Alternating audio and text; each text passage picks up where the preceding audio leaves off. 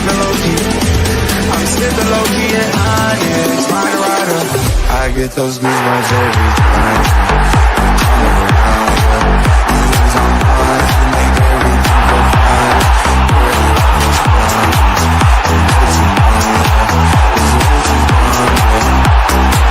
I get those goosebumps every time. I need the Heimlich, throw that to the side. I get those goosebumps every time, yeah. When you're not around me, throw that to the side. I get those goosebumps every time. Up the mugs. Yes, sir. Hello. Get in. A good result, boys. A good result. Welcome to Loaded Mag NUFC, and this is the reaction to the Liverpool game at St. James's Park. Let's go around the houses first. Chris, how are you? How is the head after last night? Yeah, not good, mate. Feeling rough. All self-induced, by the way. Obviously, I was out with the lads last night. So yeah, feeling a bit worse for wear today, but couldn't miss the loads of reaction to what was an absolutely fantastic game, fantastic performance. So I was never going to miss tonight. I wasn't going to cry off like I usually do. But yeah, I'm all good, mate. Yeah, hard day in work for obvious reasons. But yeah, all good, mate, and really looking forward to talking about last night's game. But Pete, how are you doing, mate? I'm good. Yeah, really good. Yeah, in a really good place, Newcastle United after last night, and we're going to talk about it. So yeah, all good with me. Nearly the weekend, and another game day just round the corner. So you know what? I like these games. I like these midweek games, weekend games, because games are just coming thick and fast. So yeah, all good with me. Dazzler, how are you, fella? I'm grand, yeah, not a bother. I might come back to you later on, Pete, for a spot of modelling. You'll know what I mean by that. Yeah, no, all good with me. But before we get into anything, guys, I want to take control of the screen for a sec. So I'll lose the comment because there's something important I want to cover. And it's. No, it's a good friend of the channel, Russ, and obviously Russ, sponsor of the channel as well. Russ of the Radiator Shed. His dad passed away. His dad, Jackie. Passed away on the 15th of November. So Jack Thompson, Jackie from Gateshead side of the River Tyne. He's a massive Newcastle fan, as you can see there with the kit, and also a massive Sir Bobby Robson fan, and I'm sure he enjoyed a few of our loaded shows as well, did Jackie. But yeah, the family say their goodbyes tomorrow, the 6th of December. We wanted to pass on our condolences to his loving wife, Carol, of 51 years. And all the family, and as I said, yeah, he's pictured there buying his last Newcastle kit. So from all of us at Loaded, and I'm sure from the chat as well, no doubt Jackie and Sir Bobby are up there sharing football stories now as we speak. So Russ, we're thinking of you, and Carol and the family, we're thinking of you, and rest in peace, Jackie. Okay, let's go back to less important matters, but nonetheless, we'll still talk about it. Let's talk about the game. This was how Newcastle lined up yesterday evening, and I'm sure we got this right. We went through so many combinations on the way days. We're bound to have got. We all had Murphy in, didn't we? Starting as in right wing. Not so sure, but lads, what did you make of He got mentioned. He did get mentioned. He did by you and Miggy as well. Chris, what did you make of it? Yeah. When it dropped? So I'll be honest. I'm going to come on to this later, boys. But I'm not going to lie. I was delighted when I saw the lineup, and the main reason I say that is because obviously, back four and goalie, no surprise. Great to see that midfield three in there. Obviously, we're still experimenting. Well, I say experimenting, but we're still pushing on with Bruno being in that number 8 position. As you'll remember from the show a few days ago, I was talking about and I could kind of see Eddie putting Joe Linton in the middle, which he ended up doing. and I think it putting Anthony Gordon in his favoured left wing position, albeit we do have issues on the right wing. I'm not going to lie, I was pleased to see it. Obviously, I wasn't clamouring to see Jacob Murphy at right wing, so I'm not going to lie and say that I was. But I'll be honest, when I saw the lineup and when I saw the bench, I thought, yeah, okay, I can go with that. There was more pluses than negatives, I would say, or more pluses than negatives. Yeah. So for me, I was pleased with the lineup, and you boys knew I was confident anyway going into the game. Like I was bang up for it, and when I saw the lineup, I wasn't phased at all. Was it positive and negatives for you, or pluses and minuses, Pete? I'm going to be honest here. When the lineup dropped and I initially looked at it, I was a bit like, oh, really? Like, really? Because we'd had the conversation on the preview, and we were looking at the opportunity of Joe Linton and Gordon and Barnes even as the options. I made it clear, I was like, they shouldn't be, Murphy and Miggy shouldn't be in that choice. So when I see Murphy, I'm a bit like, oh, really? But I have to give not credit, but give props to Az, Segs, and Fumby, because in the chat that I'm in with those boys, they were a lot more positive than me, put it this way. And they were. Fumby's always positive. Yes. He's always positive. He is. He's a realist, and big up to him. But it was almost like they said to me, it's down to the balance of the team, having a right-footed right winger that's comfortable playing in that position. That's what he's gone with. It's not about ability; it's about balance and what he can offer. And I kind of saw it. But I still wasn't convinced. And they were proved to be right. So they did turn me a little bit after my initial. The rest of the team's fine. No issue with the rest of the team. But that was the kind of one area. But they did kind of turn me before the game had kicked off. So I was a little bit more positive towards that. But yeah, there was an initial lull, should I say, for 5 minutes when I saw that lineup. Okay. What about you, Des? Yeah, look at I was surprised at Murphy, to tell you the truth. I wasn't so surprised, as we said in a way, that I wasn't surprised that Willock dropped out, because I just thought of playing. So I know he came off in the game against Palace, but it was just probably too much for him, and I don't want him to. I didn't want to break him, really. So, yeah, why not roll the dice? As I said before, in my challenge to Eddie, it was the first of these games in December. So, just was eager to get going, really, in the game and see what happened. But, yeah, so as I said, Willock out, Murphy in. Joe Linton moved into midfield, and Trips was out with illness as well. But let me get into the game. But first of all, actually, get into them was the theme. And I know I put something similar out on Twitter right before the game as well. I know this was going, but some great pictures of that. Another great display from War Flags on it. But right, let me take you through it. First big news. Bruno wins the toss. Yes, Byrne was delighted with that as well. That was massive. Yeah. That was absolutely massive. But then we go inside the first 2 minutes. Tonali hits a shot, saved by Kelleher. We had a shot, already. We had a shot. We had a shot. Yeah. And it was on target. Oh. you could have switched it off then. The day was done. But you had a pint to finish, Chris, so you stood in for another while. But yeah, it was already visible, though, that the shithousery, the desire, the passion, the intensity, the attitude, and the concentration was there from Newcastle. Things that have been missing in the last little while. Last 2 games, I should say, at least. But yeah, 11 minutes, Isak tried to square the ball to Bruno. It got cut out by Virgil van Dijk. 30 minutes, Pope had a save from McAllister on the half volley. Then a minute later, McAllister had another shot and hit the post. 21 minutes, Murphy hit the post for Newcastle with a powerful shot, and he was kind of unlucky there. 22 minutes, Bruno's shot was kind of lacked power after that Isak run, but it didn't go anywhere either. 33 minutes, Hall in.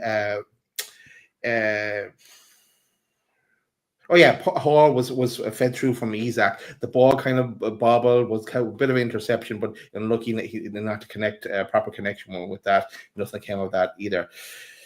Then this happened. The goal from Isak.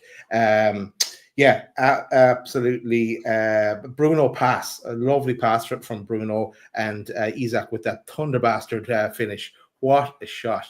I think saw somewhere it was clocked at 70 kilometers per hour. The power and pace off the ball there. But what a goal from Isak. Cue the celebrations.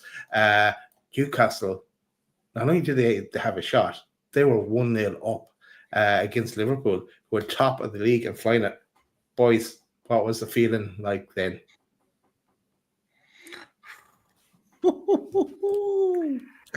That was my reaction when it went in. It was like, ooh. Wow, what a goal. That type of goal puts you in like lofty statuses in terms of your ability. I'm desperate to use it. And I used it in a tweet I put out yesterday. I used the word world class as a finish because it's a world class finish. But when you do things like that, for a couple of reasons, when you do things like that, you need to get put into that high level status. There is no other striker other than maybe Haaland that can score a goal like that in the Premier League for sure. But when you do that, and this comes on to a wider conversation, boys, when you do that to arguably the best centre-back in the Premier League, right, that just puts you on a different pedestal. Now, I've been thinking this for a while, right? However, I don't remember a game where Van Dijk has got the better of Alexander Isak. And Alexander Isak, in every game that he's played against Liverpool, Isak is Van Dijk's Achilles heel. He always twists him up. He always causes him problems. And I've not seen a player do that to Virgil van Dijk this season. And he's been unreal as a centre-back. He made him look average. Now, I'm discarding the fact that it was a sensational ball from Bruno Guimaraes, and that's what you get when you play him in number 8, by the way, is that type of creativity and that type of vision. But everything about that goal just makes it special. The movement, the pass from Bruno, the inside reverse pass, superb. The first touch from Isak, the little shift onto his right foot, and to smash a bang off of that distance against Keller, who, let's be honest, everyone's raving about him, and rightly so. He's having a great season. Made him look average into that top corner. Oh, what a goal. Isak's definitely back. I just need to see more of it. But absolutely sensational finish and sat down arguably the best centre-back in the Premier League with ease, with absolute ease. It wasn't the only time he did it as well. Nice one. Before I ask you the same question, Chris, I'm going to ask Eddie. Yes, I agree, Eddie. Chris, you were in the pub, in the heart of it all in Liverpool. What was the reaction like there? Mate, it was funny, mate. And I do it all the time. I've done it last season. I've done it this season. So I'm in there. I'm giving it the bravado. My chest's out. I'm giving it loads. So obviously, I've been talking really confidently about Newcastle in the coming weeks. Saying that we're going to give them a game and all that. And I saw the lineup, and I was like, right, okay, wasn't necessarily the lineup that I would have chosen, but I was happy with it. I thought, okay, so I felt confident, and obviously all day. I mean, I sent you boys the picture, didn't I? Sky Sports News coming out saying, yeah, Eddie Howe confirms Alexander Isak's out. And it's like, didn't really though, did he? He just said that there was like a bit of a doubt, but we all knew as Newcastle fans that probably wasn't the case. So Isak's starting, I'm bigging Isak up. And even before the goal, was the goal 22 minutes, something like that? 35 minutes for the goal. Or was it 35? Right, Yeah. okay. But even in them first 20, 25, 30 minutes, like we were on top. We were playing really, really well. So I'm growing in confidence. You know, I'm seeing different things from what we've seen in previous weeks. And I'll be honest, boys. I'm sitting there and I'm going to myself, like, if we score, just relax. You know, don't go mad. Don't go over the top. You know, you bear in mind you are in the middle of Liverpool. There's loads of Liverpool fans all around. You know, just be composed, calm yourself down. Mate, the goal went in. I went bananas. I actually thought I fractured my finger because I was banging on the table. I was going that actually hurt. I was banging on it. I probably bruised it. I was banging on the table. And I just couldn't contain it because when your player scores a goal like that, it's no normal goal. It's an absolutely brilliant strike, and you know it's befitting that it comes from Alexander Isak because he is an elite striker. That's all I go on to the lads about. I say he is an elite striker. He's up there with Haaland. He's one of the best strikers in the Premier League, and he's one of the best strikers in Europe. Like, it's a fact. And when he scored that goal, when it hit the back of the net, I was just overjoyed. Now, I'm going to talk slightly off that now in terms of the build-up, because I watched the highlights back earlier. Because as I was saying to you boys, like when you're in the pub and you're drinking and you're chatting, like, you know, you don't maybe appreciate the game as much. So I watched the highlights earlier. And that turn from Bruno, he's in the middle of the park and he just finds that yard on McAllister and he's gone. And it's like, this is what we needed to see. This is what Bruno brings to the number 8 position. And then Pete said earlier, he threads through a reverse pass. It's a lovely pass, but Alexander Isak's still got a lot to do. And he drops his shoulder, goes to the right, gets just over a yard on Virgil van Dijk, and then to hit it the way he did, it was just majestic.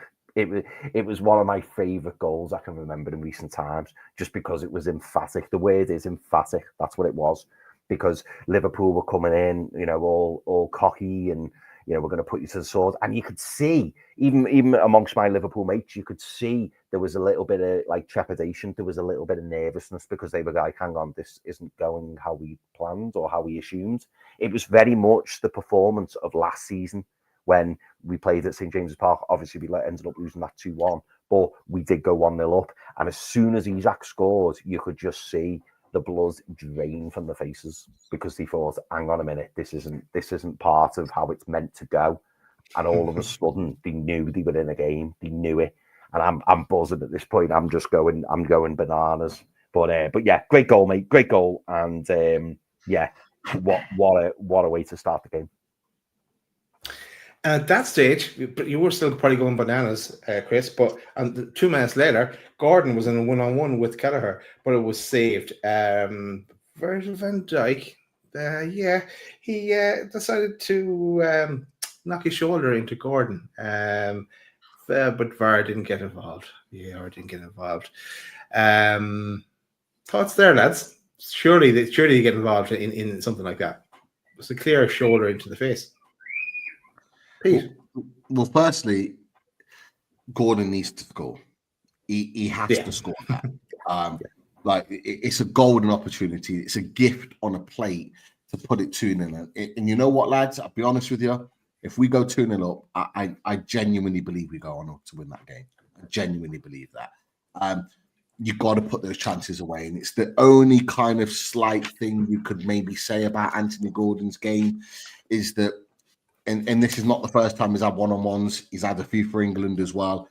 He's not good at them. He misses them on a consistent basis. It's something he needs to develop and build on. But he's got to score that. However, when that comes back in and Anthony Gordon goes up and he's walking towards that ball, I'm sorry, but there is intent there from Virgil van Dijk. 100%. I'm not going to say Stonewaller. I'll let other people say that. But there's intent there. There's intent. You can look. He moves his shoulder. He moves his body towards him. He knows he's there, right? And he still does it. So for me, if he knows that he's there and he's doing it, there's a level of intent there. And if there's intent, okay, because Gordon doesn't know that Virgil van Dijk's there.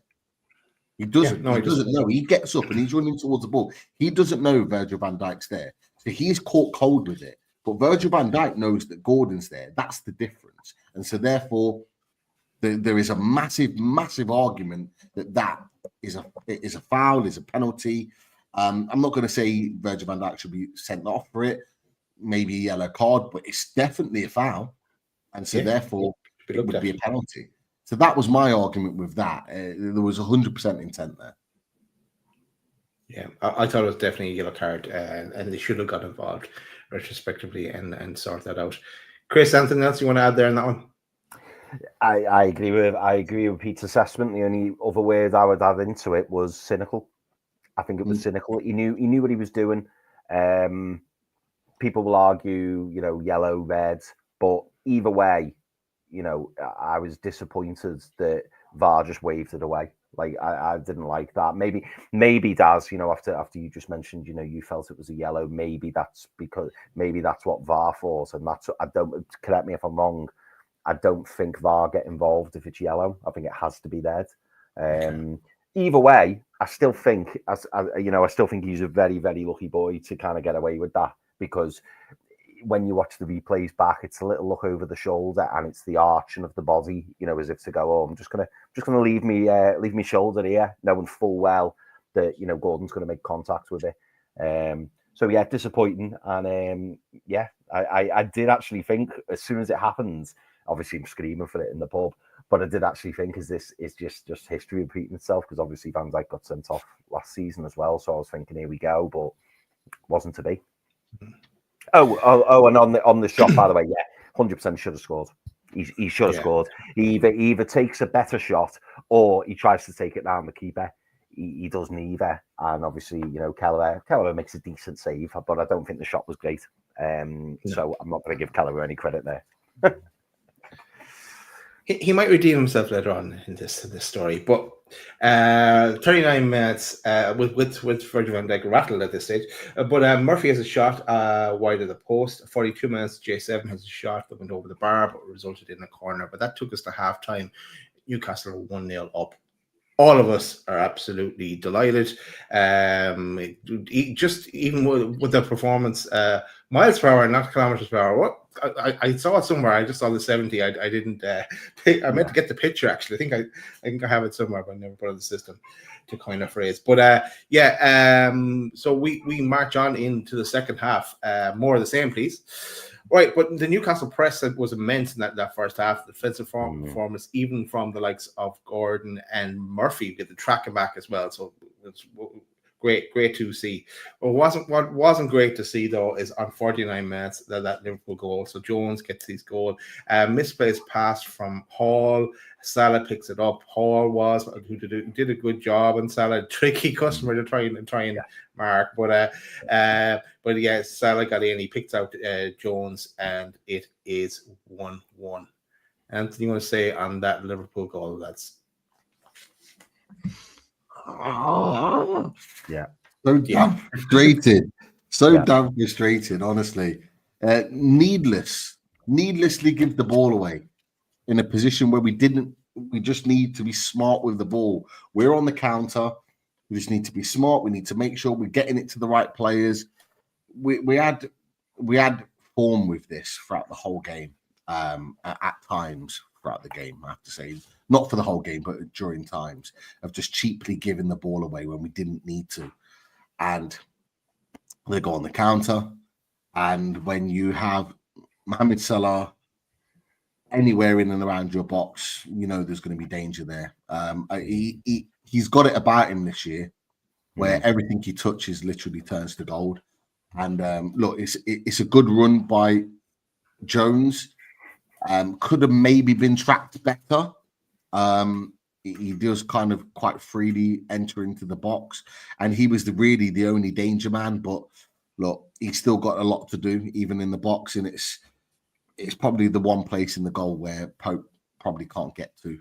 I'm not expecting him to hit the ball, because when that ball comes in, you're expecting him to hit it low and hard, and he hits it high and right into the corner. So it's just one of them, and it's just like, you just when the ball gets lost, I think it was Lewis Hall that gave the ball away.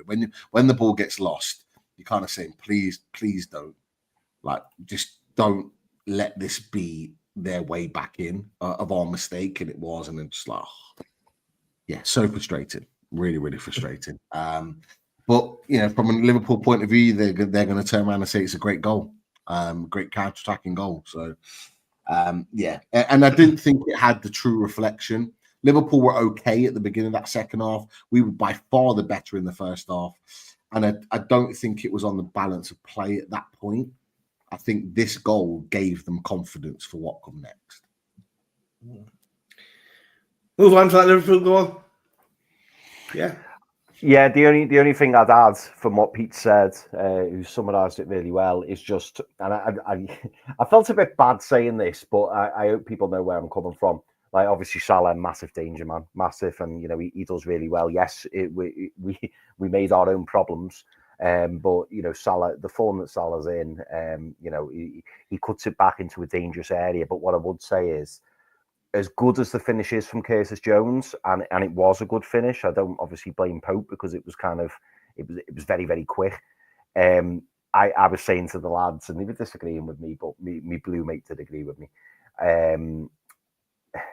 Like 7 or 8 times out of 10, that's not on target, because it's a very, very difficult action what he does, because Salah actually puts quite a bit of pace on it, and he's running into the box. His timing's perfect, but when he hits it, it falls nicely for him. So it's a good goal, and I'm not taking it away from Curtis Jones, but it's 7 or 8 times out of 10 that doesn't go on target, or it just hits Pope straight. The one place it needed to go is where it went to score. If he tried that again another 7 or 8 times, it probably wouldn't go in, because Salah fizzes it in the box that quick, and Jones is running onto it, and it's just one of the, like, when it went in, it was just like, oh. And it's all because obviously it came from our mistake. But a good finish from Jones, but I do class it as quite fortunate as well, given where the ball ended up. 53 minutes. Nunes should have tapped the ball in as Pope kind of went wandering, but did not connect with that. He by the way, he shit out of that. That's because he knew that he would have ended up colliding with the post. I've watched it back a few times. He didn't fancy that. Yeah. If he really wanted that, he'd have got it, and it'd have gone in. So we got very lucky there. Yeah. Well, Liverpool are applying the pressure now at this stage, in Newcastle under that pressure. But the game does go end to end. 58 minutes, Gordon shot saved by Gomez's face. 62 minutes, here comes the second goal. Bruno onto Isak. Gordon checks inside and applies the finish. 2-1 Newcastle. Cue the goal celebration. Love that. Yes, Newcastle go 2-1 up at this stage. Thoughts on that goal, Pete? Lovely goal. Really, really well worked goal. All the way through the midfield. Bruno again at the heart of it, with a fantastic find for Isak, and it's Isak's kind of touch and pass all within kind of one motion, which allows Gordon to get that little yard ahead. I think it's of Gomez at the time, and it's really, really good work and really good sort of understanding between the three of them. It's an interesting one for me, because Gordon hasn't really been allowed to cut inside in any of his games this season. Most teams are kind of set up to make it really difficult for him to be able to do anything on the ball, and to do what he normally does in terms of being able to cut inside. But Gomez allowed him to time and time again, and he got the better of him constantly.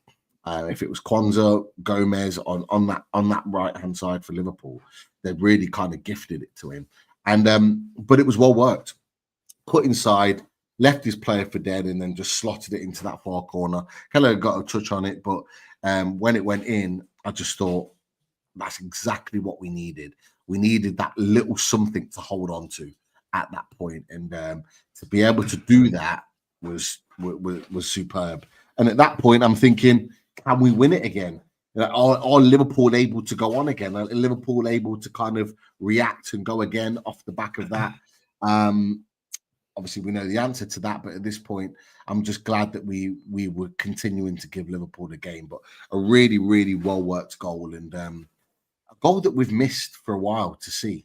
the way in which the passage of play came about. So yeah, brilliant all round. Chris, Gordon's goal. Sorry, you haven't done that in a while, have I? So to run through my tracks or my steps of this goal, I nipped outside at this point for the Siggy. Obviously tense at 1-1, kind of having flashbacks of last year. So I'm outside, and I was fortunate actually because outside where I was, you've got like glass doors. So I was watching the game while I was outside, and they have like a speaker. Time out. What? Did you not go for a cigarette at halftime? So that's like 20 minutes later. Yeah, What are you but missing when I'm drinking, I struggle a lot more. But anyway, by the by, so I nipped outside. I'm on my own at this point, and yeah, I'm lucky because the doors of the pub have got big glass panels. So I'm looking through and watching the game. So I'm thinking I'm not really missing it. And I was lucky because at the top of the door was a big speaker, so the commentary was on. So I kind of felt like I was still watching it. Anyway, I'm outside, and apology. I mean, they're probably not watching, but for anyone who was outside with me at the time, I literally launched my ciggy on the floor like really aggressively for no reason.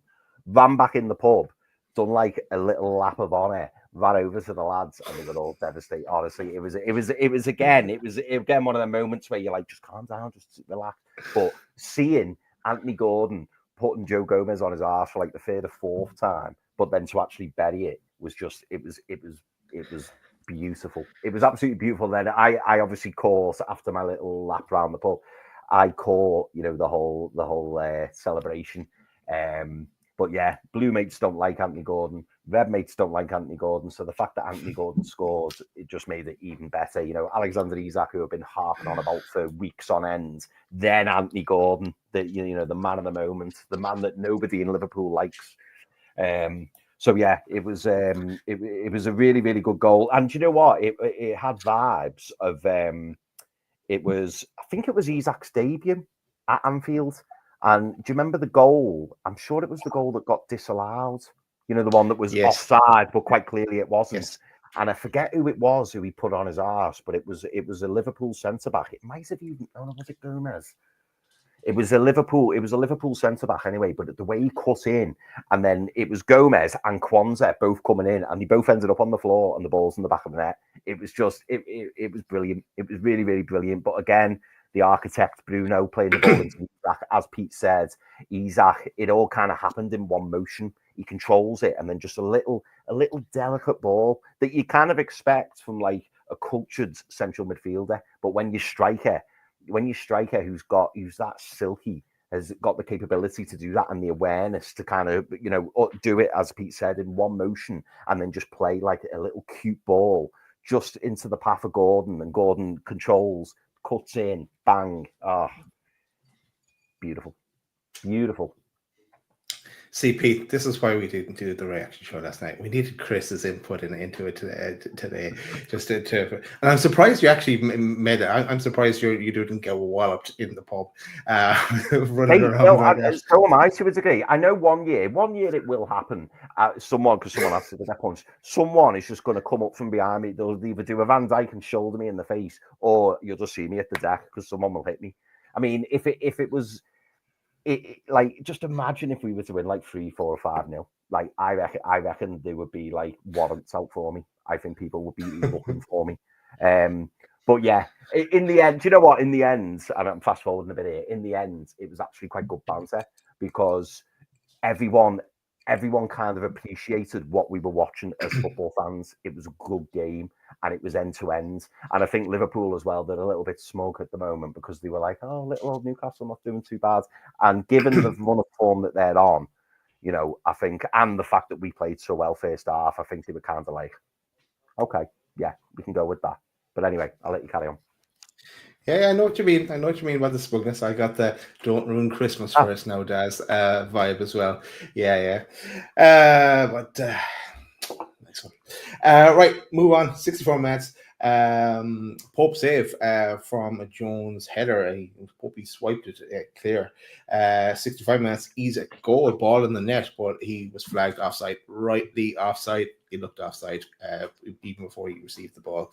Then Liverpool changed it up. Comes Szoboszlai, Trent. I think Luis Diaz could have come on off. I'm not sure, but to save the day anyway for Liverpool, they brought on their big guns. 67 minutes. Yes. It got sloppy. We lost the ball. There was actually 3 players that lost the ball. J7 was the last of them. A Liverpool player and 2 Newcastle players that lost control of the ball. But Salah eventually gets it and scores. Kind of got away from Burn to finish 2 to break it 2-2. Thoughts on that goal, lads? Pete, we go to you.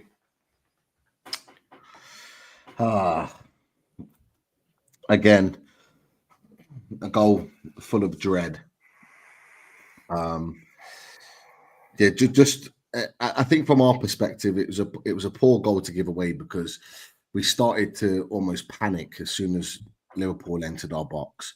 We became really kind of tetchy. We became really sort of panicked, and almost our centre backs were stepping on Pope's toes at this point, and we weren't pushing up and we weren't being direct and in their face with the same sort of level of defending that we were getting in the first half.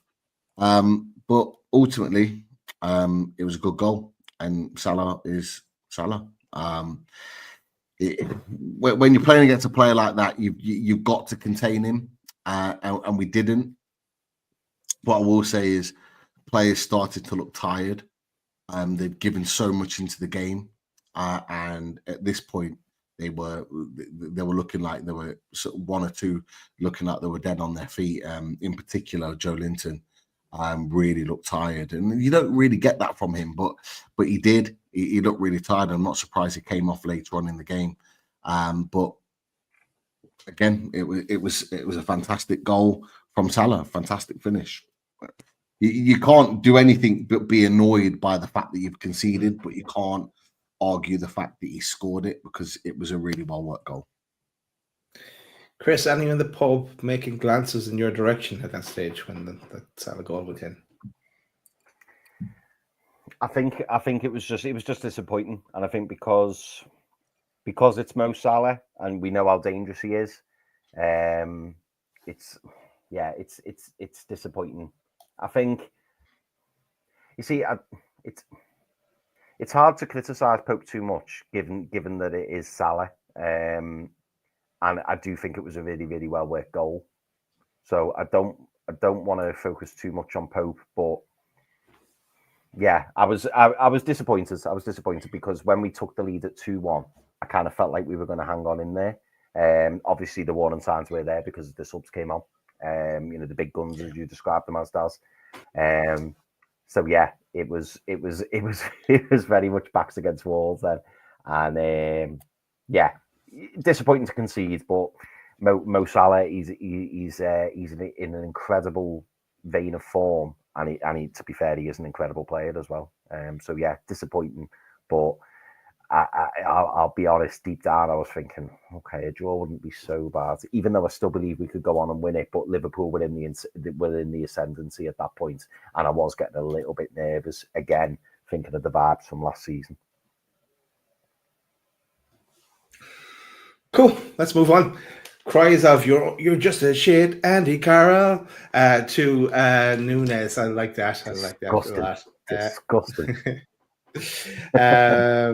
Murphy got unlucky after a superb Newcastle move. It's J7 stopping the ball going out really at the corner flag, and got it to Gordon. Gordon in a class pass, but Murphy was unlucky as he tried to lob it kind of over the keeper. But didn't get anywhere with that one. That was his last action though, because Murphy came off and Barnes came on the 73rd minute. 76th minute, he's a kind of penalty claim, but VAR said nothing. He was taken down the box by Kwanzaa. The VAR says to go with the on-field decision, really, I suppose. But Chris, you're shaking your head. Was it a penalty for Newcastle? Mate, at the very minimum, even do you know what? And this is we don't see enough of this season, do we? Even if the VAR said to the referee, I mean, the problem is it's like a bad script, isn't it?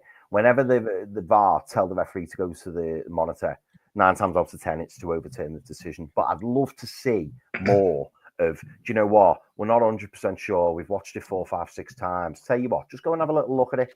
And if you know, it was far more open and fair and honest, and referees had the bollocks to kind of stand by their own decisions or make, you know, fresh decisions, not purely off what VAR say, that deserved for the referee to go and look at it. It really, really did. I'm not saying it was a stonewall penalty, but for me, it was a penalty. There's contact there. I think the contact was on the thigh, wasn't it? But you know, some people say that Kwanzaa got a touch on the ball. To me, that's not conclusive. I know people say the direction of the ball changed, but it's not clear. To me, it's not clear and obvious that Kwanzaa got the ball. So if it's not clear and obvious, then I'm kind of contradicting myself here. It's not clear and obvious that it's not a penalty, then he should have gone to the screen. He should have been told to go to the screen. And even if the VAR officials just said, you know what, we're not 100% sure, let's give you the opportunity to have a proper look at it again and see if you're content to keep your decision. But it was the fact that it was just like, nah, nothing to see here. And it's like, no, there's definitely something to be looked at. And the fact that they just waved it away just frustrates me. It's not going to be the last time that we see it this season, and it's certainly not the first. And it won't just be our games; it'll be loads of other games. But for me, it was a penalty, and it at least deserved a look. Being honest, should they have gone to VAR, Peter? Should they have got Bruno to flip a coin? Yeah, they should have gone to VAR, and it's 100% a penalty. There's no doubt about it for me. And I'm annoyed that they didn't, but it doesn't surprise me in the same breath that they didn't. Because look, those types of decisions are all based on the opinion, not of the referee, but the opinion of VAR. And we're having to hang our hopes on VAR being open, being honest, and actually being in a position where they're not looking at the teams that are being played on that night. And nobody can convince me otherwise that the fact that we were playing Liverpool and that Liverpool were on the receiving end of that particular incident is the reason why it didn't get looked at further. And it's not just about Liverpool. It could have been Arsenal. It could have been Man United. It could have been Man City. I think the same thing would have happened. I think if we were playing a Brentford or a Wolves or a Palace, I think it would have been looked at. And I think we would have had a much better chance of getting a penalty. There is a question mark with regards to did the Liverpool player get the ball, but what you cannot deny is that Alexander Isak has shifted the ball intentionally to work a shot, and so if he's done that, he's done that with the intention to score, and there's been connection that stopped him to. Why would Isak stop in that situation? He's got a clear shot on goal if he stays on his feet to be able to, but he can't stay on his feet because he's not capable of doing it because there's been contact made. There were question marks of whether it was in the box or not. It is in the box. At the very least, it's on the line. So I'm annoyed at that because that, for me, is an absolute penalty. And I genuinely believe that we didn't even get a look at it purely on the fact that it was Liverpool that we were playing against and not another team. That would have changed the game. We score. I think we go on and win the game. And that's why I'm really annoyed because we've had moments so far within this game up until this point where if things had gone our way, we'd have been in a great position to go on and win the game. And that's another one there that just wasn't taken. But again, great football to work that opportunity. Isak's movement was brilliant to find little pockets of space in between the defenders. He'd been doing it all game, and that's what I've missed from him. I've missed him being really alert and buzzing to find those pockets of space. And you know what, guys? Genuinely, I've looked at Isak this season, and post 70 minutes in a game, he looks tired. He looks like he's not got any energy left in the tank. But yesterday, in that game, he looked like he could have gone on. He had energy to burn, and that's a really positive sign for me to see. So I'm really, really pleased to see that from him, because even in those moments later on in the game, he still looked electric sharp. He was making good movements to receive the ball in tight spaces, causing problems later on in the game. And that it just goes to show how good of a performance he had. But 100% a penalty, 100%. And can't be annoyed by it because I kind of expected it not to be given. But it is what it is now. It's what it is. Great to see some new people faces in the chat as well. Whirl Meow, welcome. Make sure you subscribe as well, and to everyone listening and everyone watching this back as well. Make sure you hit that smash that like button as well. I know Ali, I see her in the chat as well. She had a interesting evening as well with her boyfriend is a Liverpool fan. I think I remember her saying before. But let's get into it because there's more. On 81 minutes, here comes the Salah show, because he had a shot that hits the bar or upright from the outside of his foot. It was an unreal shot actually to get off, but he was on fire there, because a minute later, his goal comes where he spins in the box and hits it through Char's legs to take it to 3-2. It was like a case of this is inevitable here. The coming back at us again, and just shades of, not deja vu, but you know, it's always the case when we play Liverpool. It was in my head at that stage. I know Byrne was kind of towards the closest to him as well. But lads, what do you make of that goal from Salah to make it 3-2? Chris, we'll go to you. Mate, it was soul destroying. I think at that point there was like a mini pylon in the booth. The lads were just all on me, banging me head, and I just thought this is flashbacks of last season. It's exactly that. I was absolutely distraught.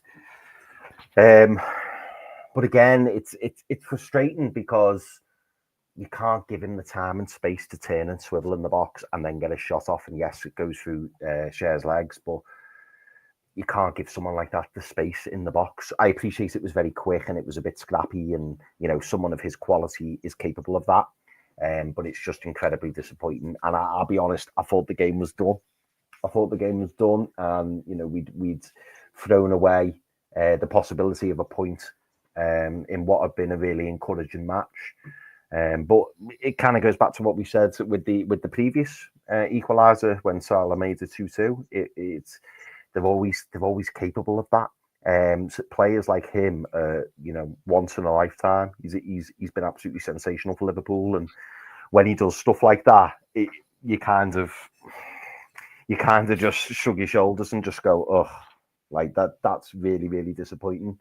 So I was really, really, really upset and really disappointed at that point, because I thought that we'd lost the game. And just frustrating and annoying that the ball bounced to him of all people. Because if it had bounced to a different player, I was going to say Nunes, but I'm not sure he was on the pitch at that point. I don't know if he'd gone off. I could be wrong. But if it bounced to a lot of other Liverpool players, I don't think that would have resulted in a goal. I think the fact it was Salah was what cost us, really.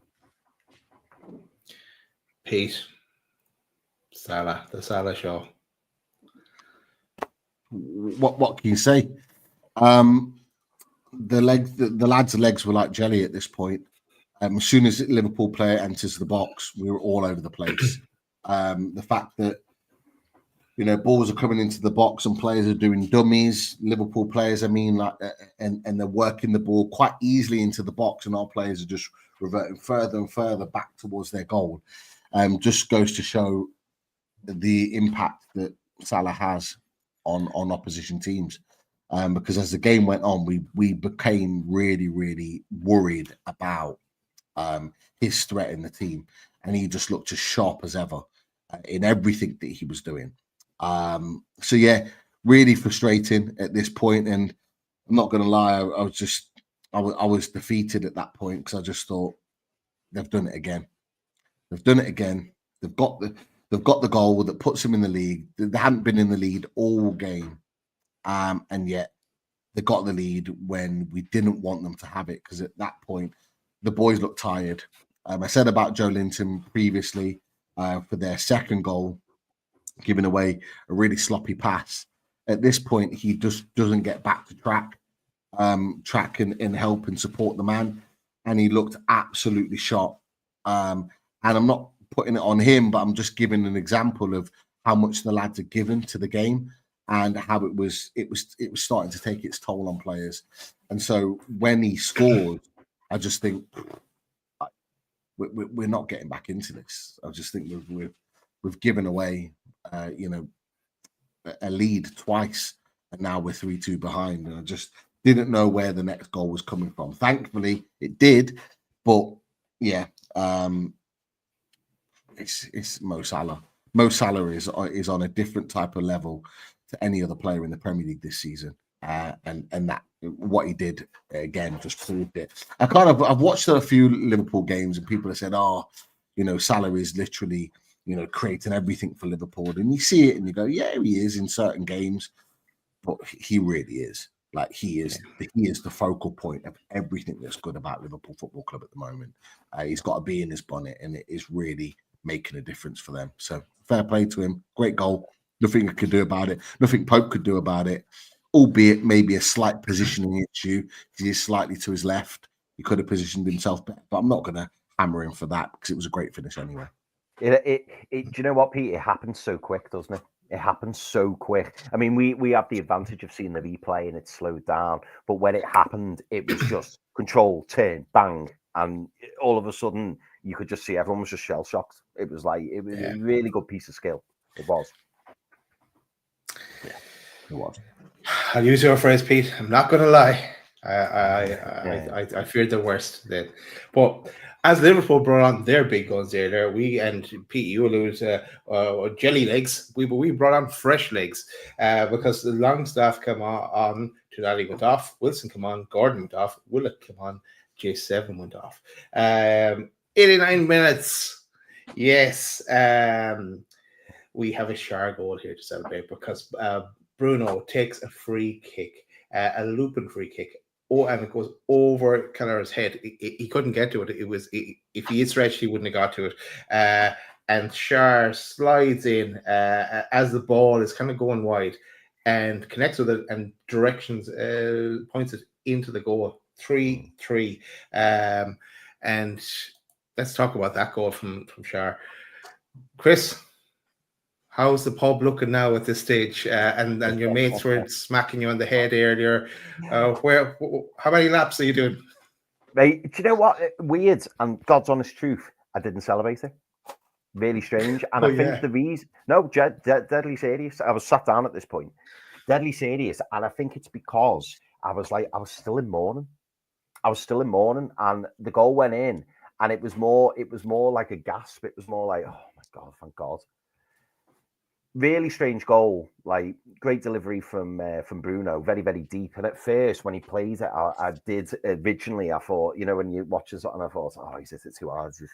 And it was funny. It's funny what you say about Kelleher, because I'm not 100% sure, Daz, that he couldn't have got it. I think he chose not to go for it because he actually, positionally, it's questionable because it's so deep and he's thinking, do I go, do I not? But when I watch the replay, and Pete may correct me here, but when I watch the replay, he almost goes and then just goes, nah, it's all right, it's going out there, and he leaves it. But what I must say is, like, it's actually a really incredibly good goal from Cher because the angle is ridiculous. He's sliding, and he has to hit it just right. If he hits it slightly wrong, it's either going to hit the side net and go out for the goal kick, or it's going to go into the melee in the crowd, and then who knows where it's going to go. So for him to position it the way he did, it's incredibly good finish, especially for the centre back. But we know what Fabian Cher is capable of, so really we shouldn't be that surprised. But I think we had a little finger twirl. It wasn't a long one, but we did have one, which was nice to see.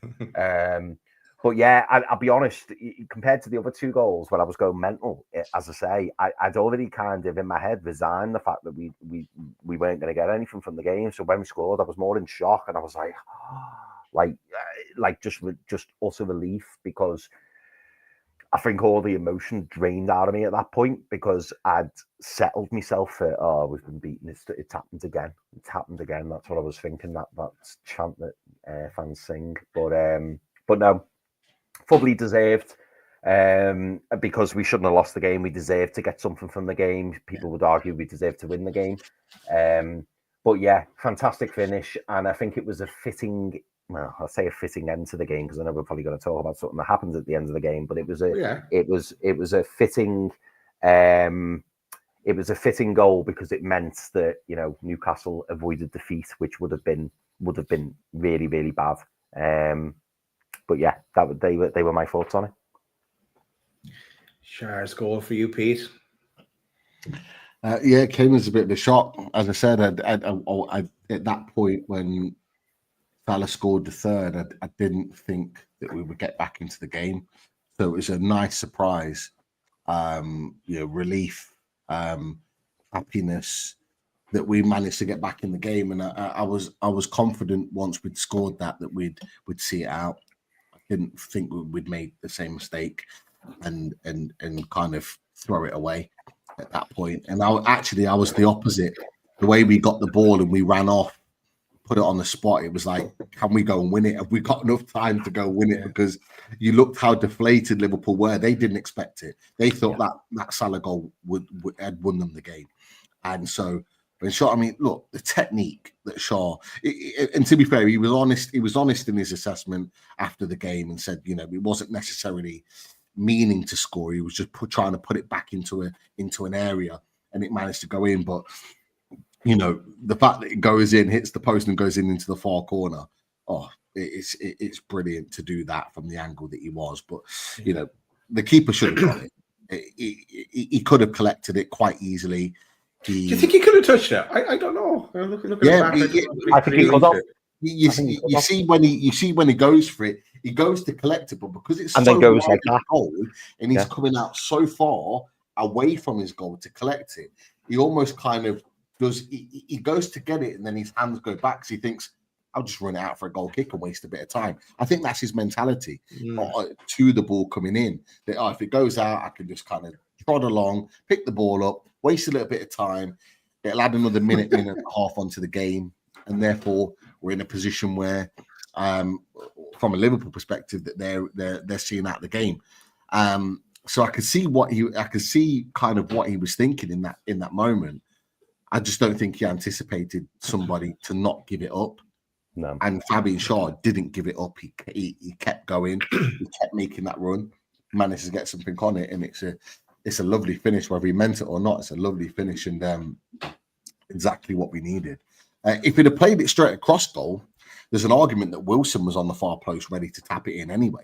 So there was an element there of both things, but just glad to see it hit the back of the net, and was then hoping that we could go on and potentially do what Liverpool did to us many years ago in the 90s and maybe hit them for a fourth. But the referees had other ideas. Well, don't. We can change the script here, please, because 91 minutes. There's a penalty for Liverpool after the ball blocked from Byrne. Came off his arm a bit, but it wasn't a penalty. Just to add in, sorry, the screams in that pub. It was like someone had been shot. Right, I'm stood up at this point going, well, I won't. It wasn't me. I won't repeat what I said, but I basically said, "What a load of poppycock! What a load of poppy!" Like they were all screaming like someone had been assassinated, and like I said, watch the replay. His arm's in. Where do you want him to put his arm? His arm was tucked into his body, and yes, it hits his elbow, but his arm's tucked in. What's he meant to do with his arm? Shite, load of shite, and they got more excited over that than they did for a couple of the goals. But it's just typical Liverpool behaviour. I'm sorry, typical Liverpool behaviour. You would think, and this is why, I don't know if you've seen it on social media at all today, but this is why, we were hearing shouts like, "Oh, the referee was terrible. The referee was terrible. How did we not get a penalty for that?" There's no way on this air, but they won't mention, our penalty or the Van Dijk shoulder in the face. They talk about that handball. It's just it riles me so much, mate. Honestly, it's all the time. There was a lot of blue words in that pub at that time. Yeah. Well, now bearing in mind that there was 5 minutes injury time and but that was went up before Shara's goal. Willett gets the ball. He's running through. He squares it to Isak. Newcastle score 4-3. Final result. Newcastle win 4-3. That's what should have happened, and he had the ref and not blown the whistle while Willett had that ball. Final score 3-3. Absolutely amazing result for Newcastle. Could have, should have, maybe won it on the day, but I'll take it. I would have taken a draw before the game, and I'll take the draw now. 3-3. Boys, any other comments? Any other wise words of wisdom on anything related to that game? I can see Pete's dying. Pete's dying to mention that early whistle. That early whistle. I can see it. Nice. When there was a VAR check, a couple of subs, to end the game 15 seconds after the initial allotted time, I think is really poor. I think if the referee was honest about it now, I think he'd admit he was wrong. He should have let it play out. I think he's took the safe option to end the game, because I think if we'd have gone on and scored, I think Liverpool would have caused uproar to the referee and everything else. I think he's just tried to save himself in that situation. But there was no doubt that 3-on-2, we were in a great position to go on and win that game. And I'm not saying we'd have scored it, but I think we would have had a bloody good chance of scoring. And I think we'd have at least had a clear shot on goal at that point. And it's just typical. It's just typical because, we go back to the Liverpool game when we finished fourth, and there's an extra 2 minutes played when there shouldn't have been. There's countless games in games that we've played where we've been winning, and there's been additional time that we've had to play to be able to see a game out. Sometimes we need that same little bit of look back. And I think if any other team was on the receiving end of Newcastle of what happened there at the end, they would be absolutely fuming. And so many other fans of other clubs have come out and said exactly the same already within the 24 hours it happened, that it shouldn't have been stopped there. So I think we're right. I think we're right to be aggrieved by it. Nothing we can do now, but it's a very frustrating situation to be in. Cool. Who stood out for you, lads? Sorry, Daz, just to add on to what Pete said. So there was a fair discussion afterwards about that incident. Now, one of the things thrown back at me was, well, you shouldn't have took 2 minutes to take a free kick. You wasted your 5 minutes, basically was what I was getting. You wasted your time. To which I then replied, which Pete is so eloquently put. I was at Anfield when Liverpool scored in the 98th minute of 6 minutes injury time. And the argument then was, well, you shouldn't have wasted all that time and added the additional time on. So apparently, and that's why I said, so apparently we've wasted some of those 5 minutes, allegedly. So where was the added time on? But now you want it cut short. So if that was what happened at Anfield, so if we would have went down play acting, as they call it, and the referee would have blew up a number of years ago, and only given 6 additional minutes, which is what the allocation was, there would have been uproar at Anfield, because they'd have got Newcastle wasted a few minutes there, feigning injury is what they were saying. So you can't have it both ways. You can't have it both ways. And Pete's right. There was subs made. There was a VAR check. How they've only given an additional 15 seconds onto those 5 minutes is beyond me. And also, what frustrated me and what annoyed me a little bit, not just the fact that we were 3-on-1 at that point. People may argue and say it was 3-on-2, but technically it was 3-on-1 because the player tracking back was never going to catch up with our 3 players attacking. But what irritated me was, and I don't know if you boys picked up on this, a lot of the Liverpool players stopped. So it was almost a case of, oh, no, we think the game's finished now, so you can blow your whistle. And it's like, no, you meant to play to the whistle. And I almost felt like they were forcing the decision on the referee, which is weak.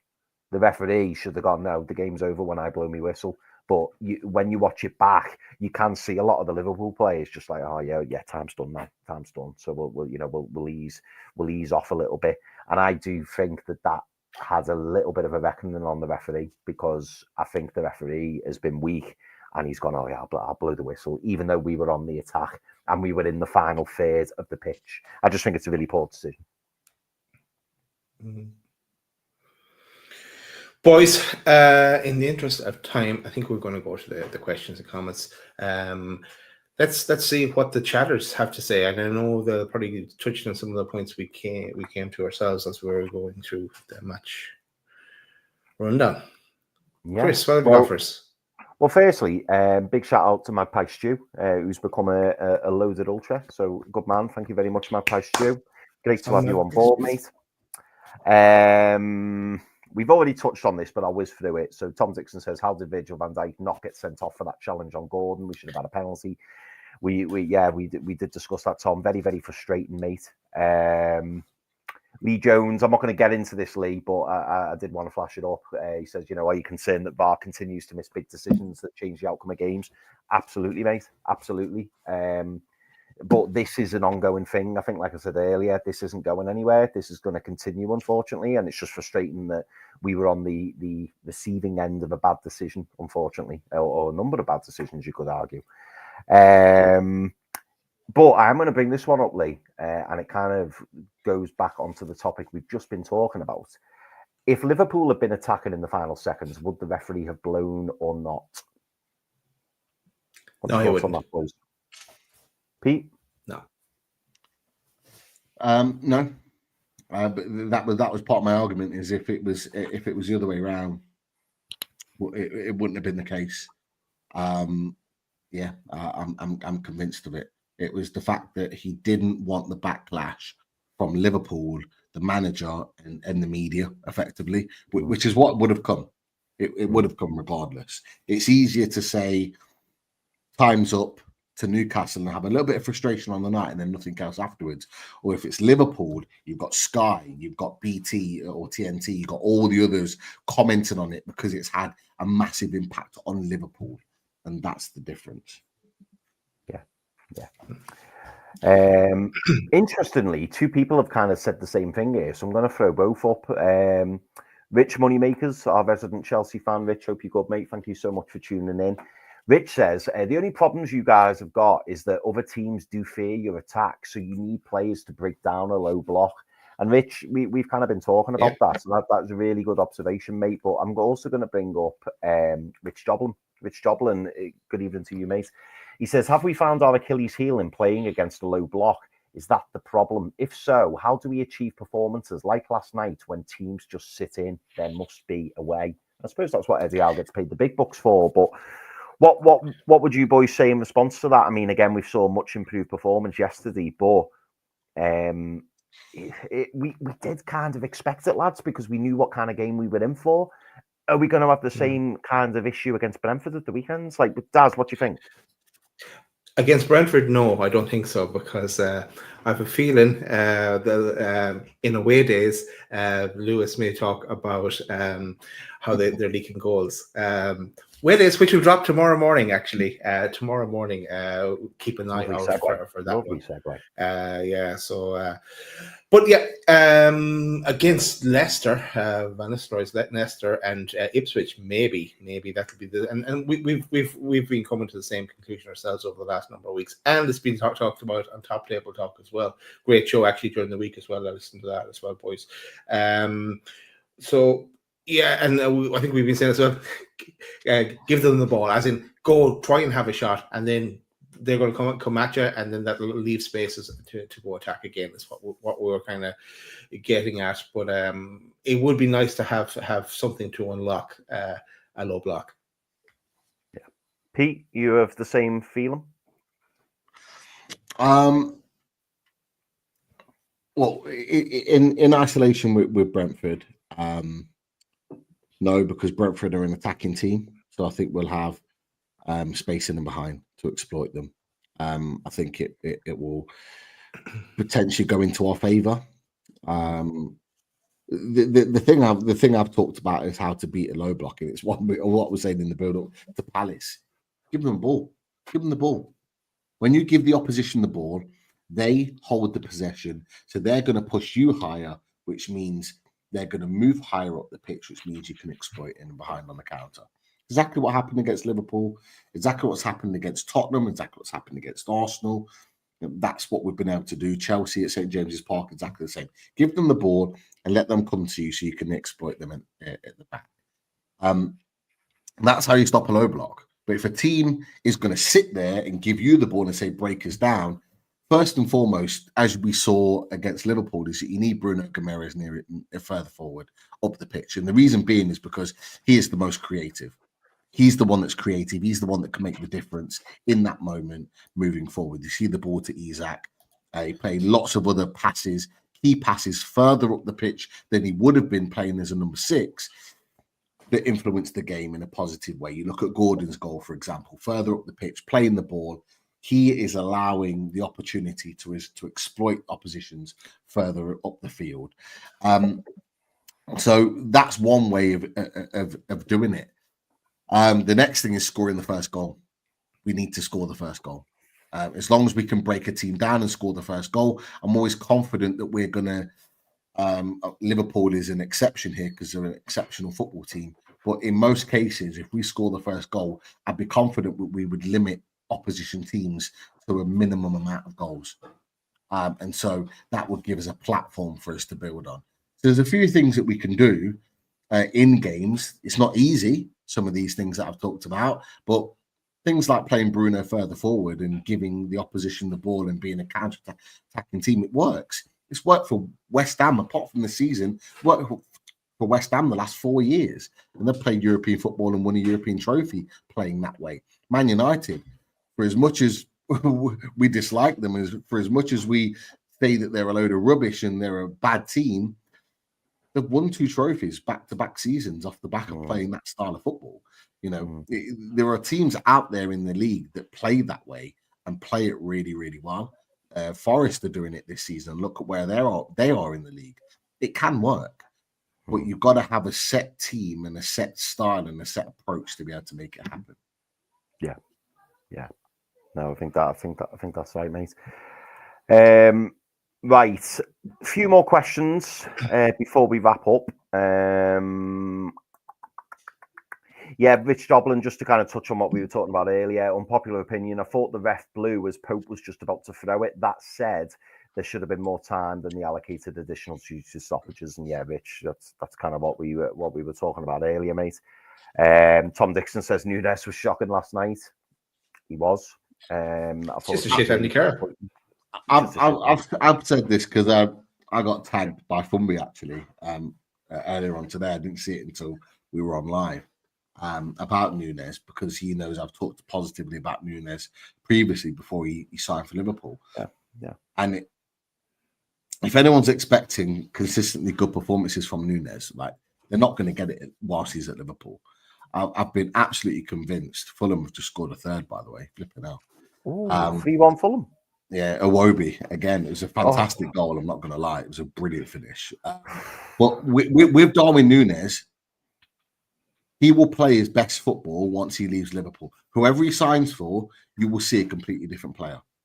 He is a player that has to play week in, week out and be the main man in the team. There are certain players out there that can't produce the same levels when they're coming off the bench, when they're playing here and there, game 1 and then game 5, and they're all over the place. Some players just can't keep their levels like that. And that's not anything against that player. Just certain players work differently in different ways. Just like certain players are really good coming off the bench. They're like bench players and like impact players. Some players are different. Darwin Nunes coming off the bench or playing here and playing there, that's not his game. So you saw from Benfica when he was playing week in, week out, the main man, you saw what he was about and how confident he was on the ball and in front of goal. You're not seeing that from Liverpool because he's become almost like a fringe player. He's a squad player. He plays here and there, but not every game. but yeah, I still rate him. I still think he is a really talented player. He's not showing it right now, and whoever he goes to next, you will see a different player, and he will be quality wherever he goes. And I think it could well be in the summer that he moves on from Liverpool and then catch him. Yeah. It's a relationship that hasn't quite worked out. Because I agree with you, Pete. You know, we studied him a lot, didn't we? We were linked with him quite heavily before he joined Liverpool, and we all said that we wanted him. And you know, I don't think he's turned into a bad player.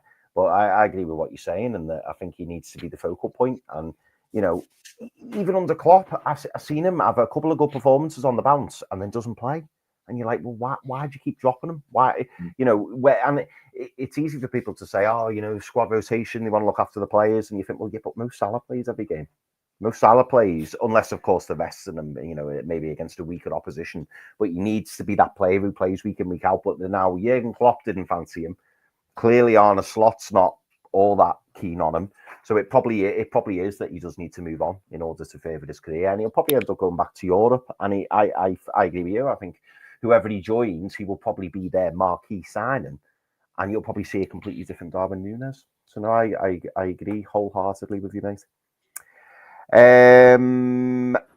Lee Jones also says, after watching the Liverpool keeper last night, despite the mistake, would you sign him or not? Like, what were your overall assessments of Kelleher? Did you think he played well?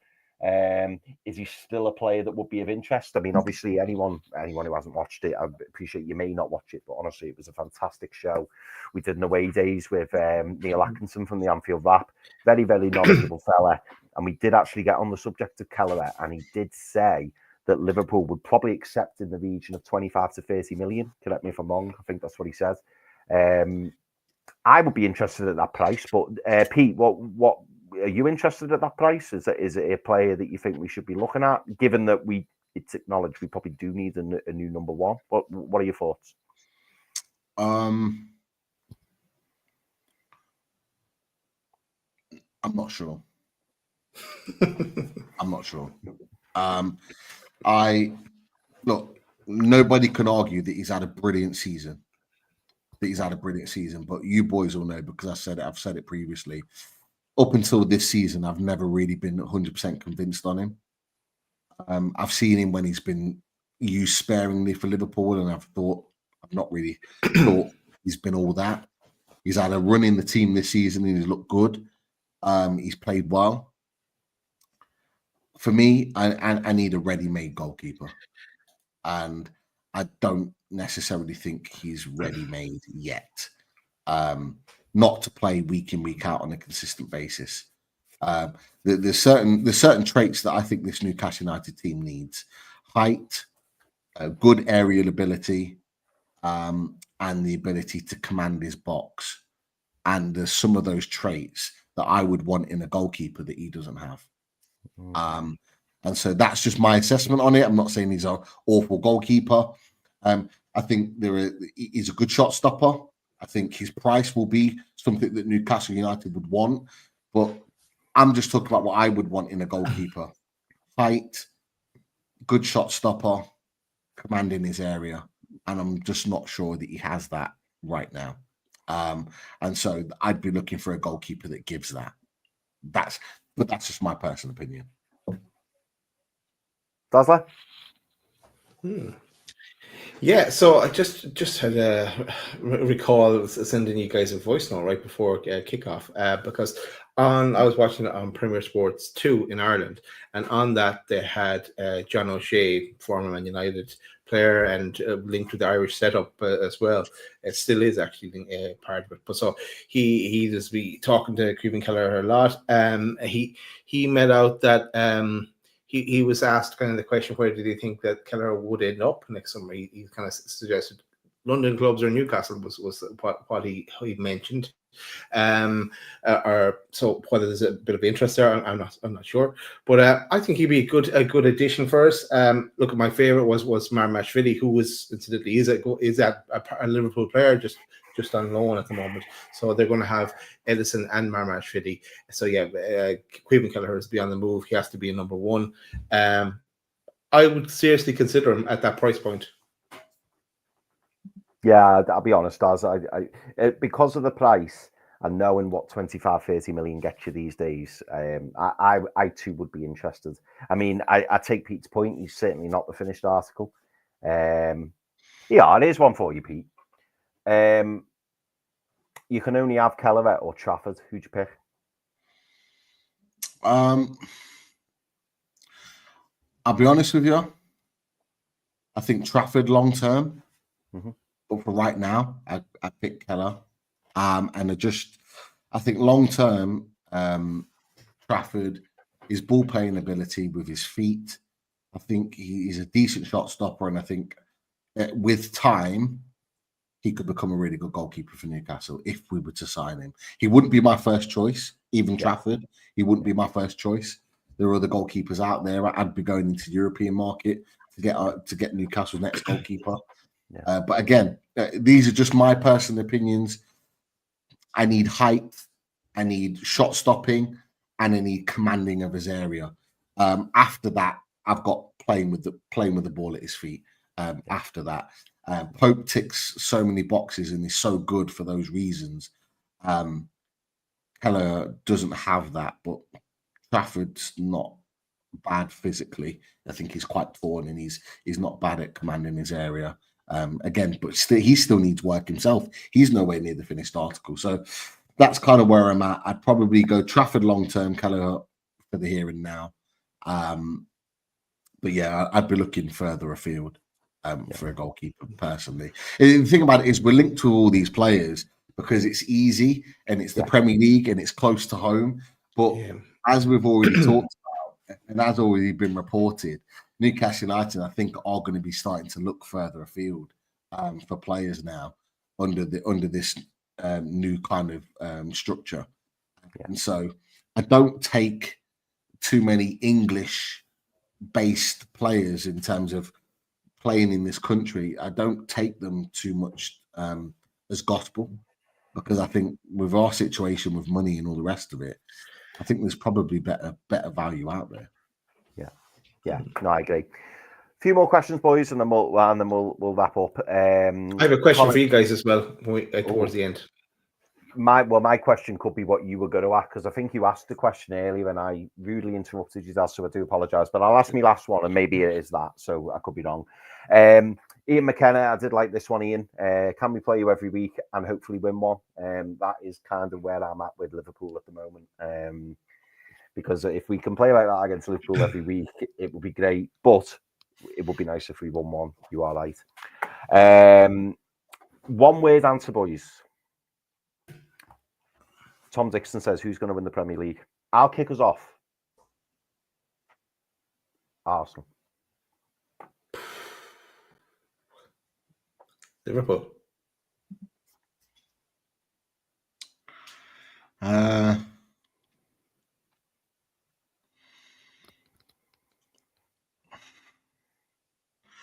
Yeah, it's a tough one. I do think Arsenal are going to close the gap, but I think Liverpool win it. Yeah. Oh, it could change. We've had a super chat. Anything Cheers, to say about? Thank you, Jerome. Thank you very much. Get out of it, and we're always going to read these comments out, Jerome. So, but thank you very much for the donation. It is much appreciated, mate. Anything to say about Gordon's diving last night? Nothing from me, Jerome. Got to be honest. What diving? Anything to say about Van Dijk's shoulder or?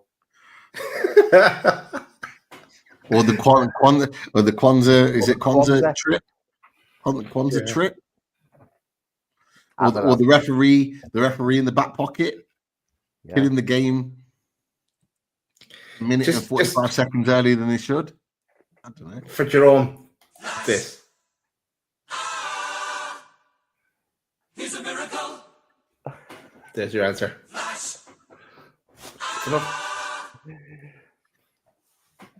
There it is. Well, thank you very much for the super chat, Jerome. It's much appreciated, and thank you for tuning in, mate. If you haven't subscribed, make sure you do. Last question, and this one is something I think Daz was coming to. So, Daz, hopefully I'm covering this, mate, but if not, So Jason Scott says Tonali's getting better and better, like a fine pizza slice, which I couldn't agree with more. But what I want to ask you boys is, off the back of what Jason said, who was your man of the match? Hang on a second. Where's my Sandro picture? There's my Sandro picture.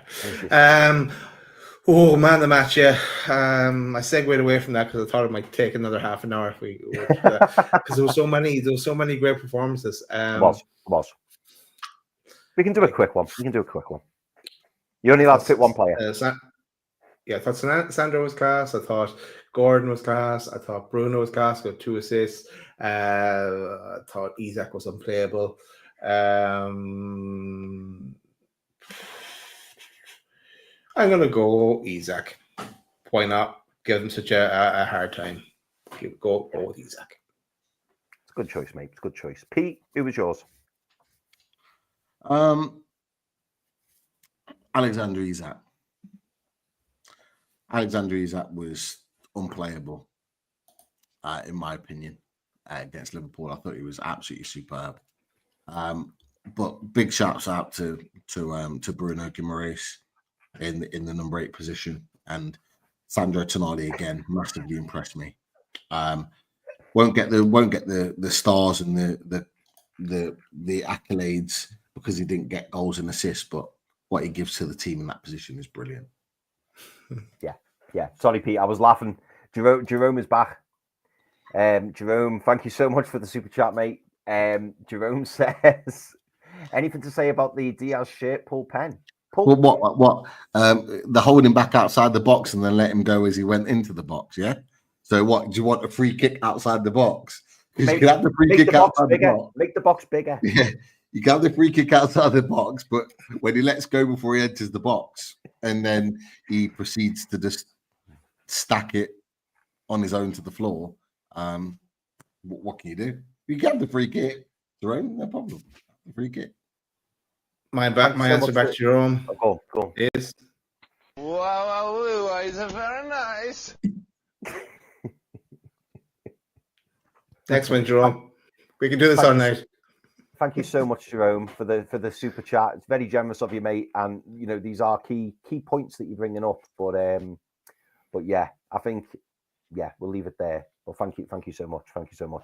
In response to my man of the match, I'll be dead quick. For me, oh, hang on. Come, let's be real. The ref was shite. If anything, it went both. The referee wasn't the greatest, Jerome, but I can tell from that comment you are a Liverpool fan because that's all I heard yesterday. If anything, Jerome, I think we as Newcastle fans will be more aggrieved with the referee's performance, being honest, than yourselves, because there was a few decisions for me which were just mind-boggling. But that's me. My man of the match, for me, it was quite easy, and I've gone against you boys on this one. I thought man of the match was Bruno, for a couple of reasons. So 2 really good assists. He also had a big hand in the golden goal. I thought he played a really clever through ball through to Isak, who then ended up getting the assist for Anthony Gordon. But also, boys, I've got to mention the coin toss, and I've got to mention his 100th appearance in a Newcastle United shirt. So it all lined up for Bruno, and he did his usual celebration in front of the crowd when he won a throw-in. Conceded a throw-in. Yeah, so he ticked everything for me. It was great seeing him in that number 8 position, and that's all I'd say is Bruno, just do that again. Do that again against Brentford, because it was the Bruno of old. He ran the show, and I thought he was absolutely brilliant. But Isak was brilliant. Numerous players were. There was a lot of really good performances, but Bruno was the one for me. El Capitano. But yeah, Chris, that wasn't my question. My question was, and we won't get into it. Maybe we'll take it in another show. But my question was, have you watched the Eddie and Simon Jordan interview? Not yet. Not yet. It is very good, very good. Make sure you watch it. There's plenty of these in it, and Simon Jordan makes reference to them. That's a loaded question. Plenty of loaded questions in there from Simon Jordan, and even the way he phrased them as well. For example, what's it like working for Paul Mitchell? That kind of terminology, just to kind of. But it was good. It was very, very good. good watch. Simon Jordan's a divisive figure, isn't he? But one thing I will say, as an interviewer, a little bit like Piers Morgan, as an interviewer, he will ask the difficult questions. So I am looking forward to watching it. I like Simon Jordan for that reason. Yeah. I think on the balance of it, the questions that he asks Eddie in that interview, I think most Newcastle fans would have gone, yeah, I'm glad he asked that question. We as fans want to know what he's got to say about some of the questions that he asked, and I thought he was good in the way in which he asked it in a respectful way. He wasn't disrespectful in it. Yeah. It was very much an open conversation. But equally, I thought Eddie Howe was very honest in his responses. Yeah, he was. Answers of his questions. So yeah, I thought it was great overall. Yeah, but I've only seen a tiny clip, and I think you put it on there, Daz, and it was an interesting one when he I forget the question he asked, but Eddie Howe like kind of battered one back, and then he said, didn't he, mate? That's what he said. So he's got that real life to him as well. You know what I mean? Like he does speak to people on a certain level, and I do like that about him. Last thing I'm going to say, because we've had another super chat off Jerome. Mate, non-existent booking for us, and you would agree. Oh, Jerome, mate, be happy with the point. Be happy with the point, because I think it was a well-deserved point on both sides. But mate, honestly, I know Liverpool fans do like to make it all about them, but mate, a point was a fair result yesterday, and I know we could go into the intricacies, but if anything, I do think if someone had to win it, it should have been us. Yes, you could argue that you were in the better position because you were 3-2 up, but just be happy, Jerome, because the point that the ref give you is going to help you win the league. So just be happy with it. True. Be happy with the fact that the ref has allowed you to win the league because he's giving you a point at St. James's Park that will make the difference at the end of the season. Just be happy with it. We're semi-happy with the point. We'll move on. Should have had 3, deserved 3. You've got a deserved, undeserved point, however you want to take it. Just be happy with it. You're going to win the league with it. Right, let's leave it there. Jerome going to have spent all his pocket money. The first game in the run in December, the challenge to Eddie is done. 3-3 on to Brentford. As we said earlier, away days will drop tomorrow morning, even 8 o'clock. I think we're going to drop away days. It's a pre-record. It's already in the can, so we will see it at 8 o'clock in the morning. We'll be back with a reaction show as well. That is it, guys. Make sure you smash that like button on the way out, and we'll see you soon. Have a good one. Isaac-san. Yeah.